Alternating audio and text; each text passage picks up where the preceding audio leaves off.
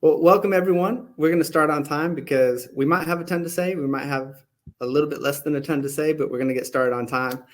My name is Justin Wright. I work for Sunrise Community for Recovery and Wellness, and I'm also a partner of the People's Opioid Summit. So I'm super happy to be here. I'm going to be your moderator for today's session. I am a person who's in long-term sustained recovery, which means a lot of different things. It means my employer can trust me now. It means that my family love me dearly. What else does it mean? It means that I'm no longer a threat to anything that's on your porch. It means a lot of different things, and I'm thriving in that. Today's session, we're talking about employment-based recovery services. And so our presenter today is Elizabeth Butler. And I was telling her a little bit earlier before the session started that I did some creeping on some of her information. And so here's what I got for your intro. Are you ready for this, Elizabeth? Go for it. She heralds to us from StepUp Durham, where she's the employment team manager. She upholds their mission for adults and children to be transformed through employment and skills training. And from my understanding, that transformation has been especially beneficial to over 26% of the people that you support, which are people who are self-professed in active recovery, which is really cool. Elizabeth has an incredible personal story around this with some lived experience around the stigma and injustice that comes with some employment systems that we have. And I read a quote of hers and I loved it. I'm putting it on my wall and I think it's fantastic. And so I'm just going to quote you, Elizabeth, word for word. You said, "My passion for this work is to fight for those who have forgotten how to fight for themselves and to honor the doors that have opened before me by always doing my best to make the road easier for those who come behind me." Makes me tear up. So without further ado, I'm so excited to introduce you. The floor is yours, Elizabeth. Let's hear what you have to say. Well, thank you so much, Justin. And sometimes rehearing what I'm passionate about is so encouraging as well. Thank you, everybody, for being here and for allowing me to share with you. So, yeah, I'm Elizabeth, and my journey to step up was a bit different. I spent about 5 years in prison because I was making all the wrong choices for all the wrong reasons, right? And coming out of prison, I went into StepUp Durham. Well, I went through the StepUp ministry process in Raleigh, North Carolina. Um, Coming out of prison and going out, I knew that my sentence really started the day I came home. Sometimes, and that's just like with recovery, you are focused and you want to do the right things. And then there's all of these stigmas and barriers in place that prevent you from doing the one thing that you want to do, which is get work, be successful, take care of yourself and your community, your family. And so coming out, really excited, really passionate, and I could not find a job right away, but I'm motivated. So I'm ironing people's shirts for $1 a piece, just trying to make money in my neighborhood. And thankfully, I end up finding employment. So I was released March 22nd, and I get hired. My first day of work is May 9th. And then May 13th, I rupture my Achilles tendon.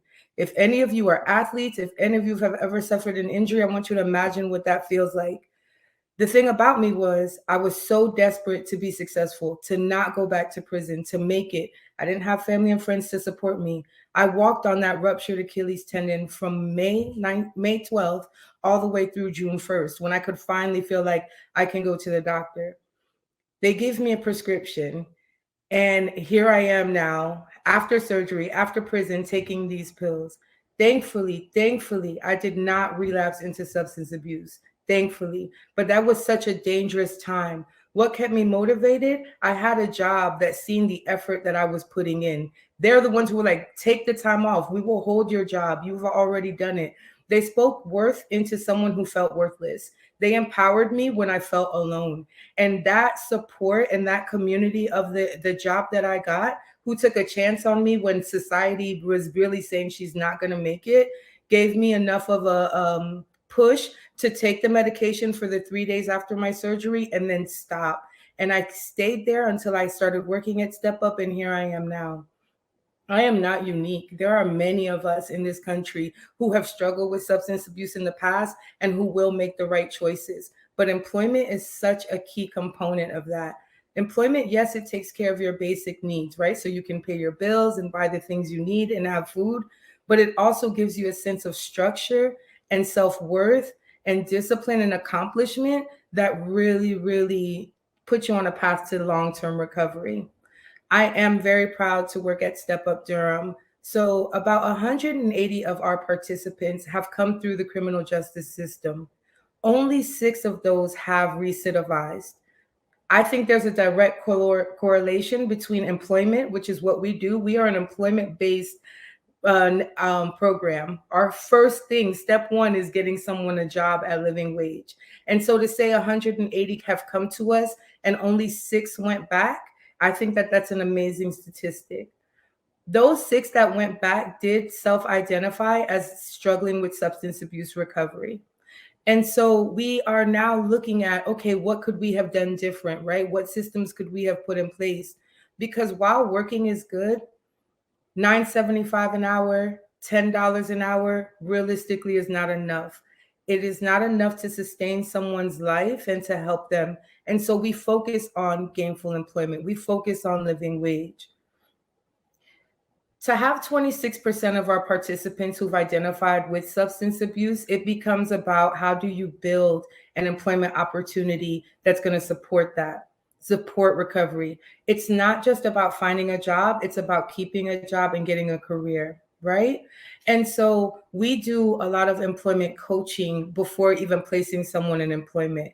If they come to us on day one and they're taking our workshop, the first thing is trying to understand the person. What are the things that are going to trigger you to go back? I had the fortune of having a woman on my caseload. She was just released from incarceration and had struggled with addiction for years prior to being incarcerated. During our one-on-one, my question to her was, what's the thing that causes you the most stress? What's going to cause you to want to escape whatever the situation is? And her thing was, she knows she's excellent, but too much pressure can be do the opposite for her. As she gets a job and she gets promoted and she's given more responsibilities, it feels overwhelming. And that feeling will cause her, it's a trigger for her to go back. When we can understand what someone's triggers are and help them identify that, right? We don't want to tell them the answer. We want them to come to that point of self-realization, because when they do, then we can help them to build that plan in place. Substance abuse is a huge topic for me for numerous reasons. So I am first generation American. My father's from Dominican Republic, my mom's from Cuba, and they migrate to New York. And unfortunately, there's this huge thing that happens in the 80s with addiction, right? And my dad has suffered with relapse and relapse and relapse. And that always scared me. My sister suffered with drug addiction. But add into that, just this year, earlier this year, my 21-year-old nephew, Alex, bought on the street something that he thought was Percocets. Common prescription, everybody takes it. What he didn't know was that it was cut with fentanyl. He dies at 21 years old. The opioid crisis that's happening, and I know they say epidemic in all these words, and I call it a crisis. It's a crisis that we have to address, because people who are in that place tend to go and try to find it whenever they can, wherever they can. And now it's being cut with different things. And the result is, look at what happens. We lost someone too young, too soon. Alex had been struggling for a year to find a job. A year. He lost his job at the very beginning of the pandemic. He tried a lot of things to find another job. Alex unfortunately had a criminal background and he did not have his GED. Those are two huge barriers when people are trying to find employment. How can we change the narrative? How can we change things where people realize maybe you don't have the education, but you do have the drive and the skills, and give an opportunity for that? I mentioned that I have been incarcerated. I ended up getting a job teaching at Wake Tech Community College, coming home, right? So I'm an adjunct instructor. I teach people how to use computers and get jobs. And then I decided 2 years ago, I don't have a college degree. I want to go to school and I want to study and further my career. And I was a teacher at this community college since 2016. And when I applied for school in 2019, my application was denied. They denied my application for education. I had to do a special request in front of the dean of the school and the board in order to go to school. So you hired me to work for you, but you denied me the opportunity to further my education to advance my career. I am strong. I am resilient. And thankfully, I work at a place that believes in just pouring in people. And that is not everyone's story. Everyone, though, is deserving of the same opportunity and access to gainful employment. I am very grateful for the employment partners that we do work with. So Duke Hospital, University Hospital, being one of our biggest employment partners, all the way down to the locally owned coffee shops and bookstores. It's amazing that they're willing to do that. And I think if Durham can set a tone with saying, hey, all of our citizens deserve our opportunity, then I would challenge the nation to follow that example and go forward. There's so much more we can do around employment. I had a question for you, Elizabeth, real fast. How did you make the connections with the businesses that you're connected with for employment options in the community? Yeah, so Step Up in Raleigh has been around for about 30 years. And so they really started this a long time ago. When I became employment recruiter, it really became about being strategic. So if we have people with this skill set, and then kind of like what you did to me, I began to internet stalk them and go and try to find out. There's a warehouse on Capitol Boulevard in Raleigh, and there's a food truck that sits right in front of it. And I noticed that a lot of people would go out there and eat their lunch. So I went there, was like, hey, where do you work? And just to make connections. And that's part of the fighting for people who cannot fight for themselves. We find local employers and we take that hit. We go in there and say, hey, would you hire from us? I know you're looking for people. And we begin to advocate for our participants. We have someone who came through the program. He was struggling with substance abuse, living at Urban Ministries, and it was him and his wife together. And it took an incredible amount of strength for him to stay in recovery when his wife relapsed. Now he works at a local nonprofit as well. He's completely transitioned and made the drive. um, so whenever someone comes through the program, we ask them what they want to do, how much are they looking to make an hour, and if we don't have that relationship, then we go make the relationship, to take that pressure off of the participants, to take that pressure off of them. We take that hit. That is so good. I mean, because that's a huge amount of pressure, even just that initial contact. So it sounds like you're saying like you kind of make a warm handoff, like, hey, we know these organizations and this seems like a good fit. Can you all get together and figure it out? Yeah. And, during orientation, one thing I tell the class is, people always say it's not what you know, it's who you know. And I want to challenge them to think farther. It's not who you know, it's who knows you, right? I can know Justin all day, but if Justin doesn't have any idea who I am, he's not going to listen. So we have to be deliberate about making relationships. Another barrier a lot of people face when you're in substance abuse, like when you're in addiction, you may not have access to the things you even need. So, technology, it's to the point, especially with the pandemic, where if someone doesn't have the technology available to be able to do their job search, then we will take them laptops and let them use them, or they can come to our office and we'll be there to help them. A lot of people get overwhelmed even with the application process.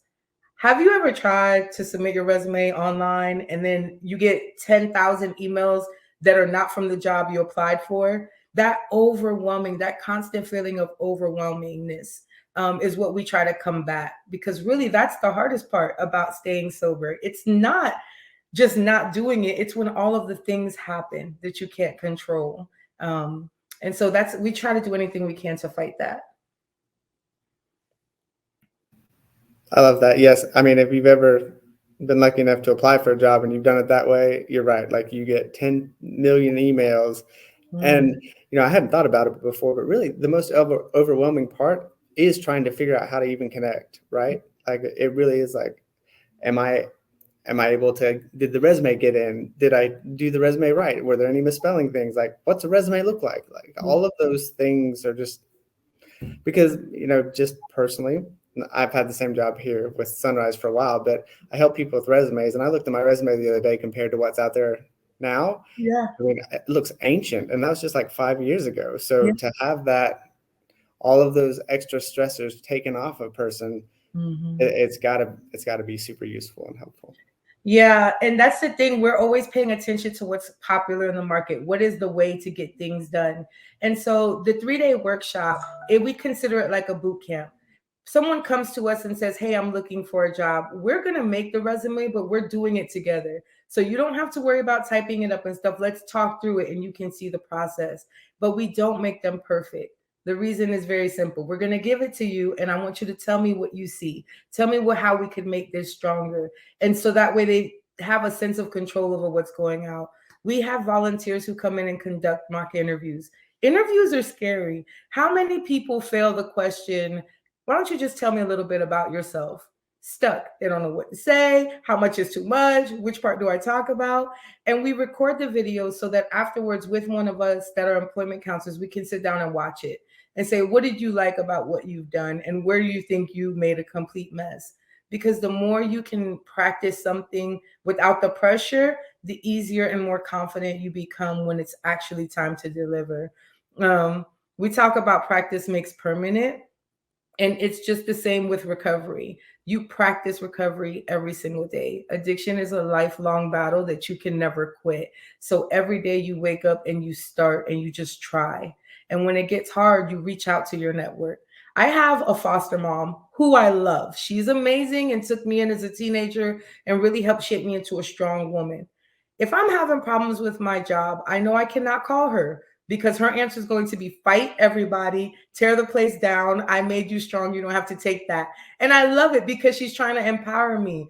Professionally, she's not the one I can call at that moment. I need to call someone who's going to help me just think through the stress of what's going on and work. And we want to teach people that when you're in recovery, you have different people for different things. And that's okay. Like, it's okay. And if you feel that no one in your personal life is going to understand the journey you're on and really support you, then that's why we're here. Yes.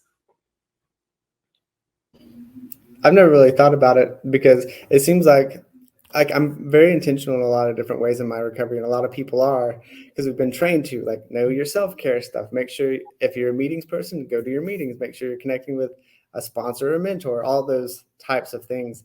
But the people who are in our circles, for me, like just by default, they've dwindled down so that I know who I go to for what.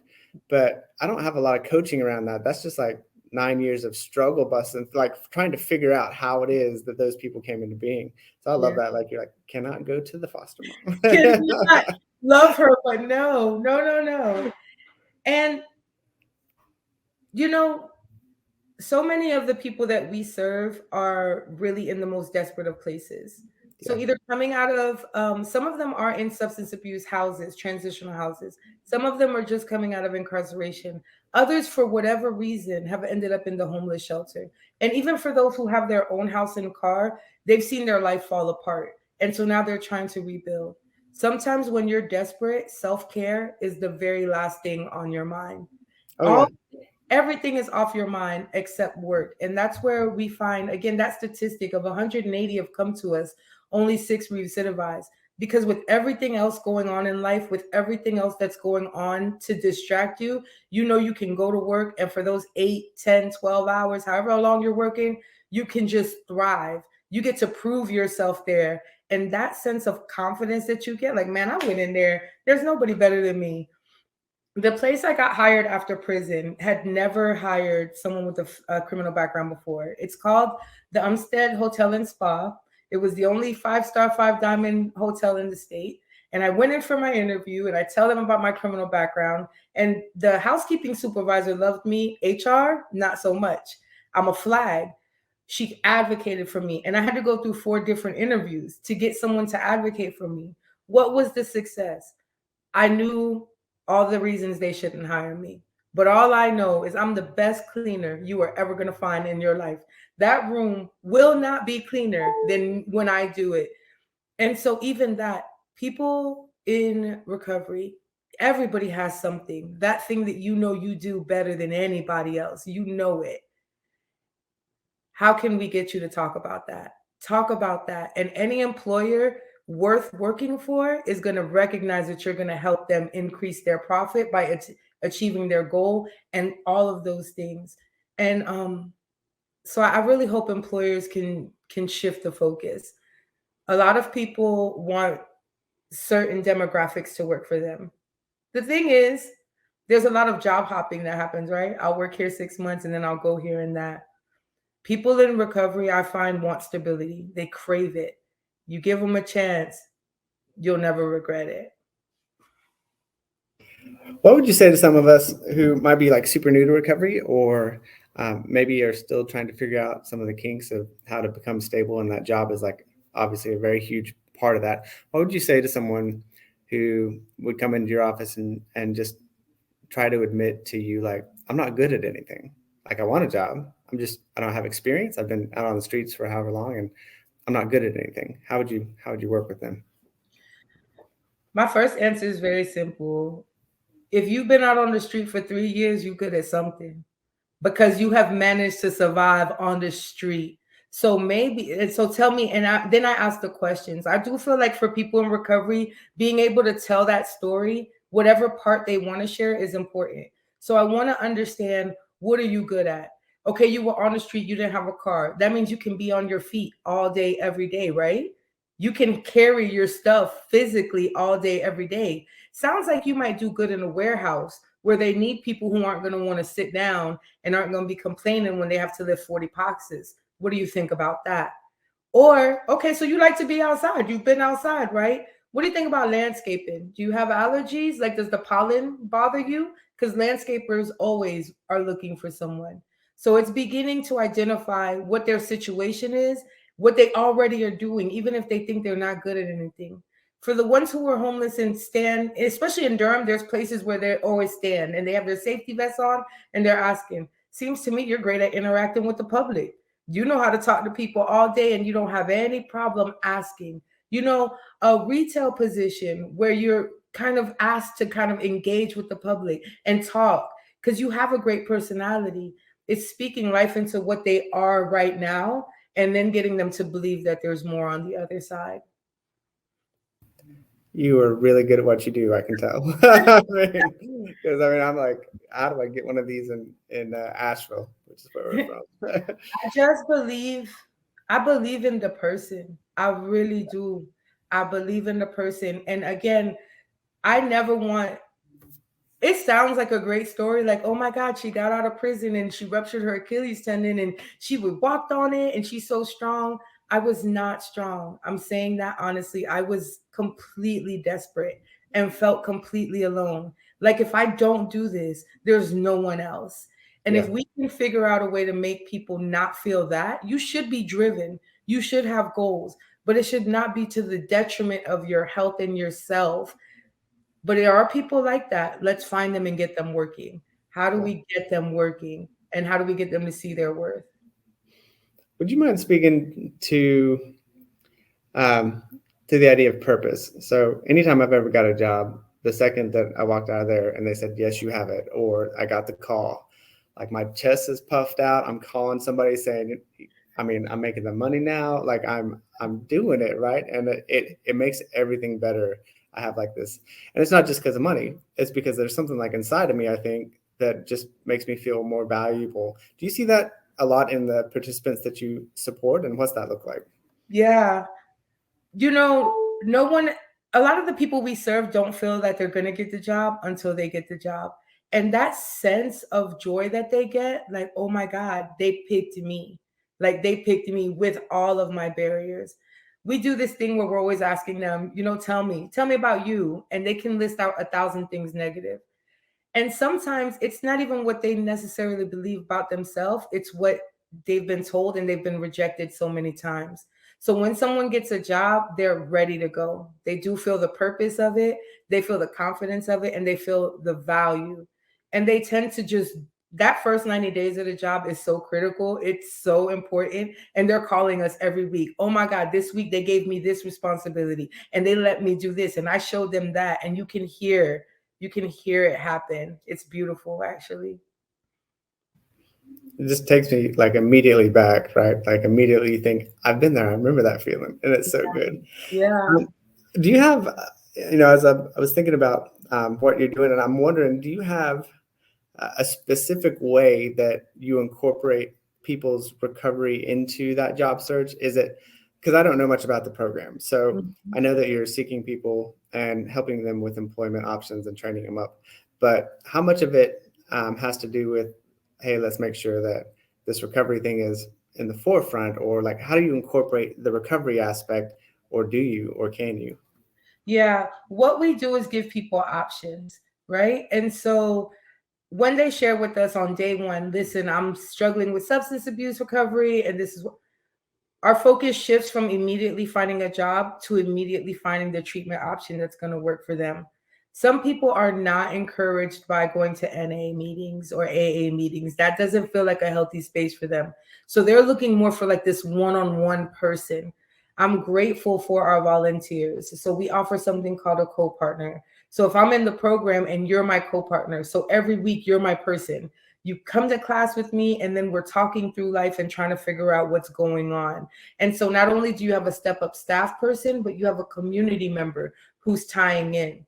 Then if we know, some people say, being alone is so hard for me. That's the thing that bothers me. We're finding every free community event possible to try to figure out, what do you like to do? And then, for example, I am having lunch with one of our participants tomorrow, just not about anything, but just to say, hey, we're here. So each person's recovery journey is very different, and we are very deliberate about tailoring it to that person. If they are actively really struggling with recovery, then we do not worry about finding a job. We worry about finding health. And then we'll go into the job search, because we want it to be the worst thing is to help someone get a job when they're not ready mentally, emotionally, and then they crash and burn, because it does the opposite. It pushes them further into that path. Who does that? I'm just saying, like, who cares enough to put your recovery first to make sure you're okay for the job? Like, I haven't heard of that before with any kind of agency that deals with employment. So why does StepUp do that? Like, this is very different, right? Like, for other employment agencies, they're not going to give a flaming whatever. Yeah. And it's like, you have your shit in a pile, pardon my language, Yeah. or you don't, and you're going to get the job or you're not. And if you Yeah. don't, or you get fired, then you probably can't come back. And there's no personal care aspect to it. Yeah. Why is your organization like that? Like, Yeah. it's just, how You did know that what? happen? I was so grateful to come work at StepUp Durham because of that. Our executive director, Sarita, has to be the most amazing person I've ever met. And during our interview, she said it then. We are about walking with a small number of people and walking with them deeply, which means the focus is on the person. We are an employment agency, but I guess because we're a nonprofit, our focus is different. We want you to work and grow and thrive. And if you are in relapse, then you cannot grow and thrive. So we need to stop trying to work and figure that out. We're not a substance abuse recovery agency. It's not what we do, but we're deliberate. The same way we do with employers, we're going to do with agencies. Hey, you guys are really great at helping people with their substance abuse recovery. We have someone. Let's come together and serve them. It doesn't matter if we serve 200 people a year and then all of them are relapsed or in prison, or we're not doing. Who wants to do that? That should be the question. Who wants to do that, right? Mm. So if there's partner agencies who are on this, and like I was telling you earlier, we had like thousands and thousands of people. It's not just on this stream where we're seeing people, but this is broadcast. If there are partner agencies that are saying that's actually the kind of place that I want to refer some people that we're helping with their mental health and substance use stuff, and you're building some trust with them right here, like how do they connect with you, or like what's the process look like of establishing that kind of connection? Yeah, that's a great question. So anyone can go onto our stepupdurham.org website, and the registration is there. I field a lot of calls from our community partners as well. The reason is this: if you're working with someone and you can tell me personally like how I can support them the best way, it's easier to serve them than just getting a cold application. So Elizabeth at stepupdurham.org is my email address, because we definitely want to serve as many people as we can and help them out. I think you're frozen.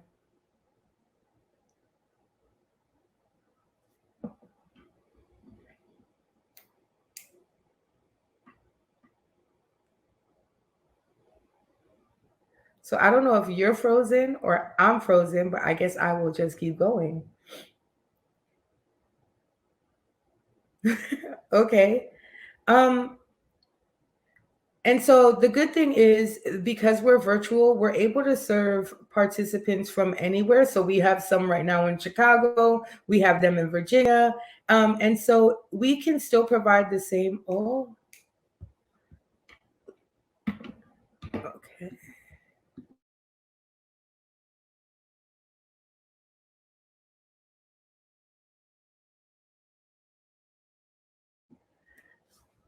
Okay, thank you, Tanya, for letting me know. I was not looking at the chat, but I see you guys now. Thanks for letting me know you can hear me. Um, and so, yes, we serve people across the country now because of COVID, which has been a blessing. We are able to provide that support. And it seems like it would be harder to connect with people and to make it a meaningful relationship if you're virtual. But thankfully, we work with a team who's really, really invested in our participants. And so the job search, no matter where we're at, is always the same process. We'll still make connections with employers wherever they are, trying to help people get the jobs that they're looking for. Um, and then if someone does come to us and they're working and the job is under living wage, so we shoot for $13.50 an hour. Our rate right now for the month of September is at Hey, sorry about that. Apparently, technology decided to take a nap for a second, but we are back.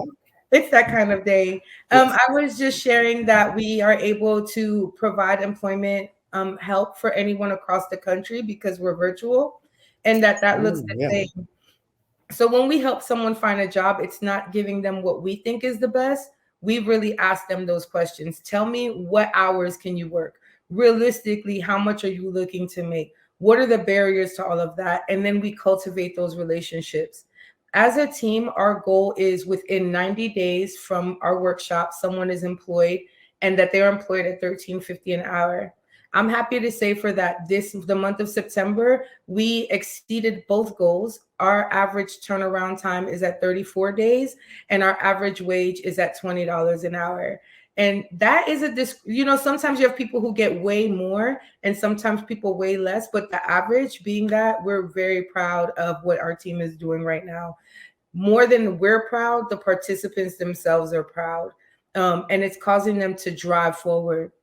The other cool thing about us right now is we're a staff of 10. We're a pretty small organization, and 6 of us are former participants, have went through the programs ourselves, and then 4 of us have actually been impacted by the criminal justice system. So I'm very thankful for our leadership for giving us an opportunity to give back, to serve. All of us have that same desire. We want it to be easier. We wanted to make it fair. We want it to be more equitable than it was for us. And so it's amazing to do the work that we do and see participants coming back and saying, hey, I want to work with you too. I want to do it too.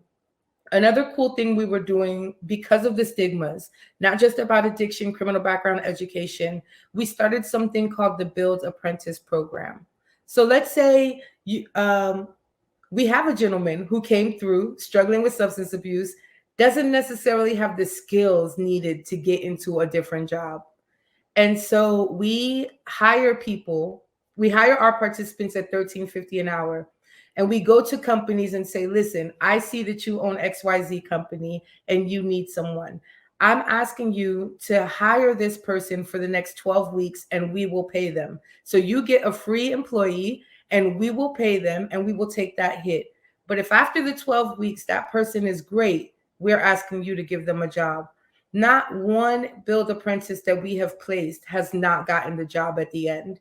And this is across nonprofit sectors, landscaping, warehouse, anything you can think of. And so that's encouraging, being able to have the belief in someone who has the belief in themselves to say, you hire them and don't pay them. We will pay them $13.50 an hour. And afterwards, if they're great, you hire them and pay them living wage.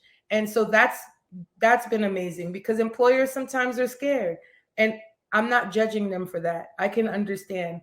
If you're a small business owner, this is your entire investment. You cannot afford to fail. You want your business to go. So taking a risk on someone it can be scary. So, okay, let's remove the stigma. You won't take any hit for it. We'll take that hit, but it's not going to be a hit because we know that this person is excellent. And so it's been really an amazing opportunity to see that grow. Do you when you're placing people, or I don't know, how do you word it so it doesn't sound like they're an object? How do you humanize that when you're helping people find employment, I guess? Oh, when Um, I'm talking to an employer? no, I was just trying to figure out how to say my question, but really the question is, do you have super large organizations and super like mom and pop shops and everything in between, or do you find a majority of your people go to larger places? Like, what's that look like? I mean, it's everything. If you think Go Triangle, Fidelity Investments, state self-help credit union, state employees, and then all the way down, the language is always the same. We're going to give the small business the same respect and courtesy we give a large one, but it's more like a constant interview, right? So we Yeah. go in, hey, I noticed on your website that you're hiring for XYZ position. Can you tell me a little bit more about your ideal candidate? And as they begin to talk and say all the things, we listen, we ask questions, and then we would love to refer people to you. Can we set up something what that looks like? Now we've established that we're on a go. Okay, so before I go, I want to ask a couple questions. Do you have any educational requirements? Does someone have to, and if they say they have to have their high school diploma or GED, then we have a Durham Tech Scholarship Fund where we pay for people to go back to school. If it's someone who is a great candidate and doesn't have their GED, and we will pay for them to get their GED, would you consider hiring them? Even though I understand that you do have this policy, would you? So now we worked out education. Great. What's next? Criminal You'll background. just crush barriers. Like literally, like we'll access anything. We'll overcome, we'll smash down the things that stop you from getting this job. That's so ingenious. That's again, having an executive director who believes in people is key, because as a program staff we work one-on-one with our participants, and we have our monthly meeting, and we're like, we don't know what to do. Our participants can't get a job because of education. And then she said, okay, and went to the board and fought and got whatever we needed to say we will now pay for people to go to school. So that program is called Elevate, and we have this partnership with Durham Tech, and then they get a small stipend. The stipend is not enough to live on, but it's also just a little bit to make it easier, right? That's what we can do. We can make it easier. And so then we come up to criminal backgrounds. Oh, we have this strict policy. Hey, I completely understand. Are there any ways that you can work with a criminal background? Any ways? And we begin to try to understand, are there strict policies that they have because of their insurance, where maybe they can't hire someone with larceny? Cool. You can't hire someone with larceny. Doesn't mean you can't hire someone with this charge, right? I'll take whatever we can get. And the thing is about our participants, they deserve all the credit. Because if one participant goes in there and kills it, they're going to want more. Doesn't matter what it is, right? They see the value. And so it's that. If we can get an employer to take one chance, we got them. And that's how we got them. Because they're going to say, yes, send more, send more. Yeah. That trust is everything. We got a comment in the chat. It says, Val, you're amazing. What you're doing needs to be nationwide, is what they said. And I totally agree. It's like, it's so customized to the person. So like you hear about person-centered recovery and person-centered language and person-centered, person-centered employment's kind of important, it seems like. Yeah, it That's crazy. is. It really is. Duke, they shared with us, with our HR, we have our meeting about once a quarter to see how things are going. And they said they get over 1,000 resumes a day. A day. I could not deal with the stress of that. And if you're working in HR, it is your responsibility to find the right person, to find the right one. And that's where leveraging your partnerships are so important, because we'll have our person go through the partnership and then call, hey, listen, I have this person, and give them a brief bio. This is what you're going to see. Can you interview them? And again, we do that because we don't want our participants taking that hit, the constant rejection. If the HR tells me no, I understand, and that's fine. But if there's any way to get a yes, I'm going to bat. I'm going to fight and advocate all day. Another huge thing that comes out of employment for people in substance abuse like the gentleman you mentioned you seen yesterday, is housing, right? How can we find housing? So we have another part of our program. It's called restorative housing. So when someone's working and they're in our program, they take the financial education course, and now they're able to get 1-bedroom apartment for $700. That's without criminal background check. That's without credit check. That's without history, eviction history. $700 and utilities included. And they do that for a few months while they continue in the program so they can continue to save. And then they take over an actual lease, and this is their apartment. They've transitioned. It's about that. Employment leads to everything else, but we need to be organizations that are willing to be that bridge in the middle. But employment is like the key. You can do nothing if you cannot work and take care of yourself. So help me understand that again, because I was just typing restorative housing program in the chat. So how long do people have to be, if they want to be a part of that restorative housing program, how long do they have to be in your services and trying to find employment and then saving before they can start looking for that within your program? So that's great. So step one is employment, right? That's our step one program. And so let's say you take our workshop next week, October 14th, you graduate, and you get a job November 12th. You will start our step two program, which starts in January. So now we're 1 month in, 2 months in, 3 months in, you start step two, and you take that class for 8 weeks. So you've been working and saving. Now we're really looking at your finance. We're meeting every week to talk about your budget. You want to pay $700 a month. How much are you bringing in? How much are you spending? Where do we need to cut costs? And it's not just about 700. You need almost twice, triple that. Not because you have to pay a deposit, but if anything goes wrong, you need to have something saved. Now, for some people, they're able to get it really quickly. Other people, it may take them 6 months to get that money together, and then they can transition into restorative housing. So I feel like we're just scratching the surface of what you can do for people, because my perception, obviously I didn't creep hard enough, right? It was employment, but as you're talking about employment transitioning into housing, like when you're talking about being with the few in a deep way, you're also talking about, it seems like in a long way, like Right. over time. Like what are some of your participants' timelines on doing this stuff, and how long are you with them? Yeah.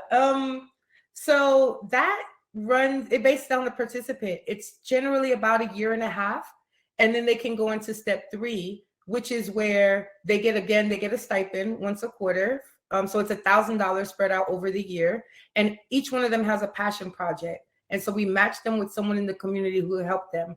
Ebony is working hard on voting rights for those who have felonies and transitioning home. Someone else is working on transitional homes that allow married couples to stay together versus splitting them up, because she went through that. Miss Leontine is super passionate about voting rights being restored. And so they're working on things to try to change the legislature of our state. And these are our participants. So they tend to be with us about 2.5 years. For people coming out of step one, a lot of times the first goal is getting a car.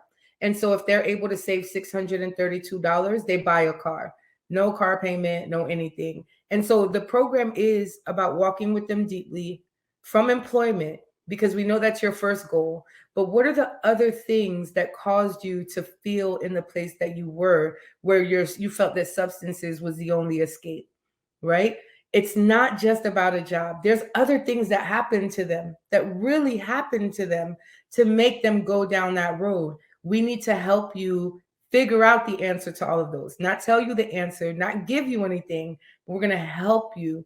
One thing we're doing right now, which I'm super excited about, is a resiliency groups. So we have a male and a female therapist who offer these free group counseling sessions to our participants. They come on Wednesday nights. I'm in the group with the women. There's 10 women who come on a Wednesday night and are just sharing and pouring out all of these things. Because what did we realize? Well, we can help people work and we can give them access to resource, but all that stuff is still there. They're still carrying all of that. And if we can't help them with that, then you face relapse. You face all recidivism. You face all the other things. Community and employment can change everything. It's so true. The community aspect of it, in my personal active addiction, I had to move And like I followed myself around for 5 different states. Apparently I was the problem, which makes sense, right? But Yeah. eventually I got in a place where the people I was connecting with, that's the community part of it, and the environment was changing. And that was the catalyst for like life change. It wasn't just willpower or anything else. So like, just like you said, it's just spot on. So I've got you're more than welcome not to answer this question, basically. So I heard that with, how do I say it? So with StepUp Durham, I heard like the word ministry in it, and I wasn't aware. Is it StepUp Ministry or StepUp Durham? That's a good question. And I want StepUp to know what that means. Ministry is in Raleigh. That Okay. was the beginning of StepUp. So there's StepUp Ministry. And then you have StepUp Greensboro, Wilmington, and Durham. Gotcha. Yeah, So yeah. multiple locations, and you're out of specifically Durham? Durham. So I started in Raleigh. That's where I went through the program. And I started working there in 2014. And then in 2019, worked in Durham. Gotcha. Yeah.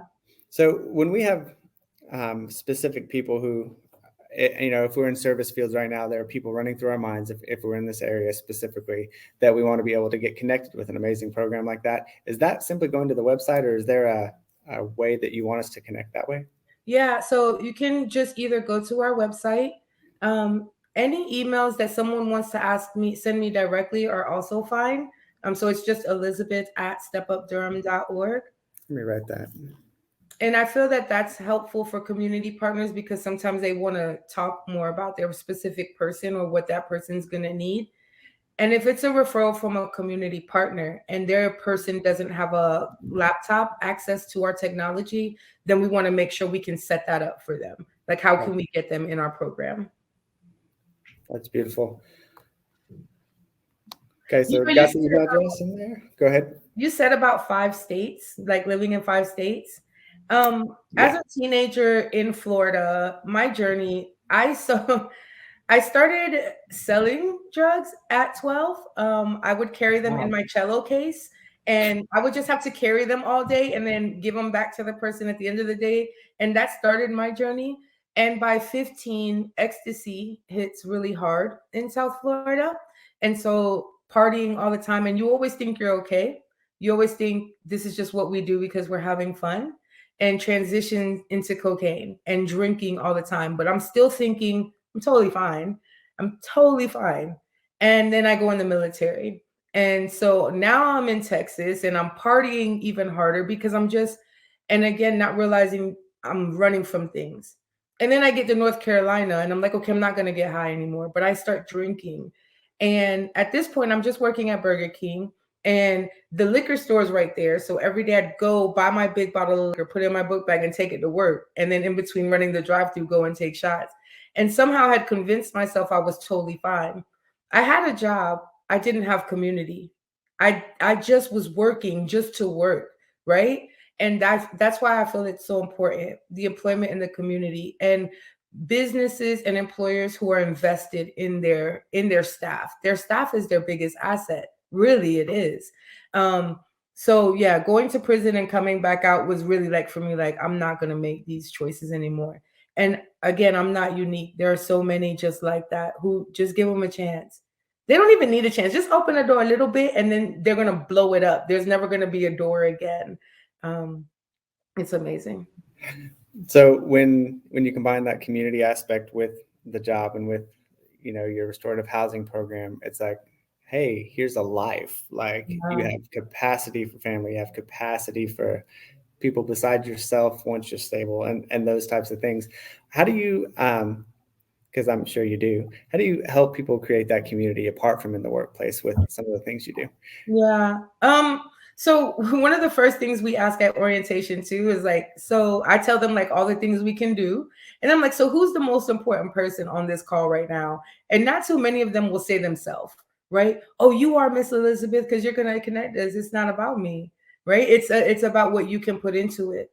So the other thing is who has someone to take care of, and only the people with children will ever raise their hand. And I'll say all of us are a community. We're a community by ourselves because we have a lot in us to give. And like now we want to support each other. So during our workshops, this is the entry point into Step Up. It's not just us talking to the students. We have them talk to each other. All right, so Justin, you heard what Miss Leontine said in her interview. What did you think she did well? And we're constantly talk to each other about what you did well. And what that helps the other ones is like, wow, they were listening to me, wow, they heard me, wow, they are affirming me. They might not use that language, but that's the feeling that happens. Right. And because you're spending all these days together every day and constantly talking to each other, and then in a positive way, okay, is there anything you think Justin could have did better? I thought he did great, but if he added this, because now it's showing the person speaking, your voice matters, your opinion matters, and you know how to use decisive listening and critical thinking, and you're great. So throughout the week, it's just amazing. On Thursday, we do our graduation. And if you're the person I'm graduating for, we call you up to the front, and now we're going to read this thing we read all this week. What I saw about you was this and this. The way you show up is XYZ. The power that you bring. And just if you can show someone in just 3 days virtually, we recognize this about you. Your class recognized this about you. I feel like that's just so important to set them up confidently that you are worthy. And so, and then after they graduate, we keep meeting every Monday. And it's just more of the same, reinforcing until they get that job and join the rest of our program. Is there a perfect candidate that you want to support? And is there anyone you can't support? There is no perfect candidate to me. I love the person who is super quiet and has a stutter and has been through so much and is just coming out of addiction, because you just want to love on them. And I love the person who has that fire in their eye, because like they won't give me a chance, but as soon as I get one, I'm gonna make it. Like all of them are perfect to me, and that might seem, but it is. What was the second part of your question? Second part was, is there anyone that just couldn't qualify to that you could provide services to that just can't receive them? And I hope that this isn't offensive to anyone who might be watching. Sure. Prior to COVID, we did not serve anyone who was on the sex offender registry, because we were in a lot of churches or communities where they weren't allowed. Because we're virtual, we've thrown the doors open because they're not coming with us. One gentleman, amazing, he got a job right away at a warehouse and has done well and got his house and his car and all these things. So the pandemic, while it's been extremely hard, has also been really beautiful because it opens more that we can serve more. So yeah, there's nobody. We take them out. Yeah, that's right. As long as you're 18 and older. And I haven't heard you one time say any like limiting access to services has anything to do with moral judgments, period. Mm-hmm. It's like, how can we get you pragmatically into employment and supportive services? And it's beautiful. Yeah. I can hear about that community. It's incredible. Go ahead. Community is everything. I was just going to say the hardest part about doing employment-based recovery services, doing employment at all, is having to make that tough call when someone is not ready. When they are not ready and you want them to be ready, you can't make that choice for them. They are not ready. And sometimes we do have to let people go, listen, I'm sorry, but I want you to come back in 30 days, right? Come back and let me know how you're doing. But not just, I can't help you get out. I'm going to connect you. If it's okay, I'll call them right now while you're with me. And let's see if we can get you help here. There's someone, the best personality. He joined us and it seemed like it was going well, and then he relapsed. He cannot be part of our program. We still talk every week. We're still, because we want him to know when you're ready, we're here. We're not just, we only want a certain person. We want you, but you have to want you too.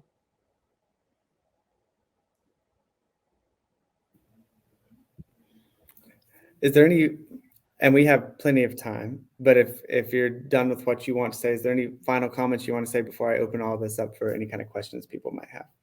I don't think so. I think I talked a lot. I just hope people, you cannot think about addiction and employment the way you always have. It's a limiting belief. We all have unconscious biases. I have some biases. But I just challenge everybody to just maybe think different and think about who you're missing out on as an employee, as a coworker, as a teammate, because of that unconscious bias. I love that. Thank you so much, Elizabeth. Thank you for being here. We're going to open this up. Anyone who's in the chat who wants to ask Elizabeth any kind of questions, I'll give it a couple, maybe about 20 seconds here for you to ask those questions in the chat, and then we'll wrap it up here. While people are putting stuff in the chat for you as well, I did have a question for you about the resilience that you keep talking about in your people. Yeah. I've always just thought, like, people who are in recovery, we have the biggest hearts, even though sometimes we don't seem like it. We have the most entrepreneurial skills. We have the most overcoming attitude because we've lived through hell and we made it. Yeah. And you know, it might still be right there, but we know it's there, and so we're still moving. And so I want to maybe hear why it is that you think the people that you're supporting are so resilient, apart from just the recovery aspect of who they are. And while you're doing that, I'll field some questions.